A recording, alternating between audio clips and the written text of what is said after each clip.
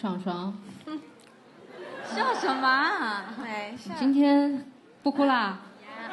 今天很镇定哦。今天呢，我要就是当一次爸爸，好。Two 阿星，首先祝你生日快乐。第一次见阿星呢，阿星其实是一个很高冷的大前辈。说实话，我当时都不敢相信能跟你走得这么近，近到可以分享自己的开心，分享自己的不开心，分享自己的秘密，分享自己生活中琐碎的小事。说起来，我好像也是看着你长大的。最开始教我站位的时候，教的还是11号位。那个时候，我记得有个人跟我说，阿星跳舞真的跳得很好，他需要再自信一点。然后你开始跳很前很前的位置。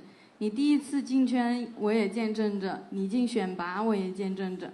像你为我的进步感到开心的我也一样，为着你能够前进而感到自豪。有一段时间，每次到 MC 的时候，你都会着急地问我要说什么才好。你说的这些，就是你会想，你想的这些会不会觉得很无聊？就粉丝大家听着会不会无聊？但是我想说，每个人的性格都不一样，粉丝喜欢着你的性格，所以无论你说什么，他们都会认真听的，不用对别人说的什么话而感到焦虑。你总是像老父亲一样对我说话，所以今天我也要当一回老父亲，跟你说一些话。阿星这个孩子呢，对什么事情都很上心，只要他想要做，都会拼命去做。但是呢，命只有一条，但是事情有成千上万个。希望你可以不要那么的拼命，尽力就好，不辜负自己，不辜负粉丝们就好。不是说不让你不努力的意思啊。然后你老是跟我说你自己身体不好，比以前垮了很多，但是那你就得学会爱自己啊。我有在爱自己，对吧？首先你要爱自己，你才会学会去爱别人，对吧？没有啊，我爱自己。没看出来。然后，但是这些话我一直都没有跟你说过，因为我知道你不会听我的话。然后还有一次，你们回中心住，然后再点外卖，结果等了1个小时，然后那个外卖才打电话来说快递小哥被困在电梯里了。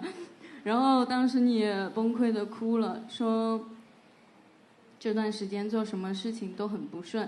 但是我想告诉你，等你经历了很多很多不好的事情，那之后都会是好消息了。你看我们大家都有在越变越好，不是吗？我在发证件的时候用了一句话，生活不按预期，有人掐着你的弱点隔岸观火，有人小心翼翼去拥抱你的软弱，长路漫漫终有归途，你做4、5月的事，在7、8月自有答案。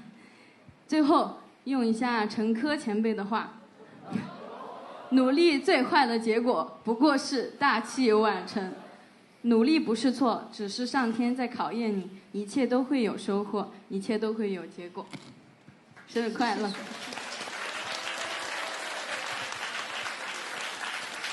谢谢，不要难过。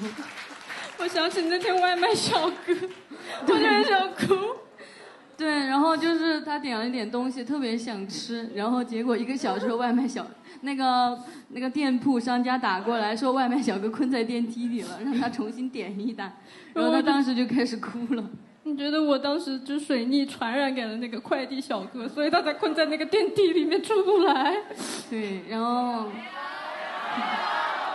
对，没有，是的，没关系啦，以后都会越来越好。好，我也相信你可以越来越好。我相信你也能越来越好。我们都会越来越好。是的，谢谢爽爽。